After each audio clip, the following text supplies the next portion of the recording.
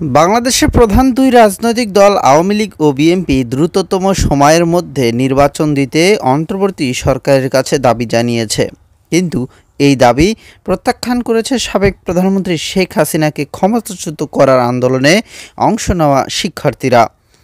প্রথাগত রাজনৈতিক ব্যবস্থার পরিবর্তে এই জায়গায় সংস্কার আনতে নতুন দল গঠনের চিন্তাভাবনা করছে তারা। ছাত্র আন্দোলনের 4 শিক্ষার্থী বার্তা সংস্থা রয়টার্সকে দেয়া সাক্ষাৎকারে একথা জানান। প্রতিবেদনে বলা হয়েছে, 15 বছরের 17 কোটি মানুষের এই দেশে শক্ত হাতে দমন পীড়ন করেছে শেখ হাসিনা। গত জুন পর্যন্ত এভাবেই চলে। সরকারি চাকরিতে কোটার ব্যবস্থা সংস্কারের দাবিতে জুনে রাস্তায় নামে শিক্ষার্থীরা। এই আন্দোলন শুরু হয় দমন পীড়ন, পরে তা সরকার পতনের আন্দোলনে রূপ নেয়।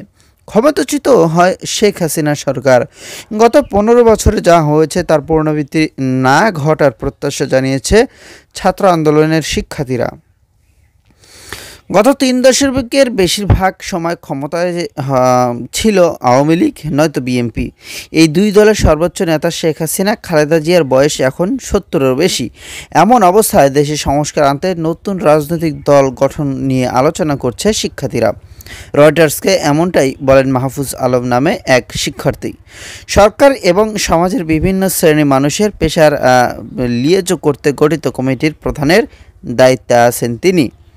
আইন নিয়ে পড়াশোনা করা 26 বছর বয়সী মাহফুজ আলম বলেন, 1 মাসের মধ্যে এ ব্যাপারে সিদ্ধান্ত আসতে পারে।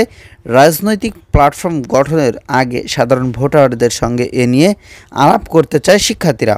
এর আগে পরিকল্পনার ব্যাপারে কোথাও বিস্তারিত জানানো হয়নি। দর্শক, এই হচ্ছিল মূল ব্যাপার। তবে এই ব্যাপারে সংবিধান বিশেষজ্ঞ শাহেদিন মালিক রয়টার্সকে বলেন, আমরা এখন অজানা নদীতে এসে পড়ছি, সেটা আইনগত ও রাজনৈতিকভাবেও। এই অন্তর্বর্তী সরকারের ক্ষমতা কেমন হবে তাও বলা যাচ্ছে না, কেননা এই সরকার আইন মেনে হয়নি।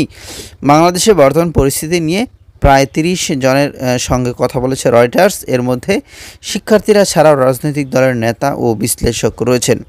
এ নিয়ে শেখ হাসিনার ছেলে সজীব ওয়াজেদ জয় রয়টার্সকে বলেন, রাজনৈতিক দল কোথাও যাচ্ছে না, যাদের উৎপাত করা যাবে না।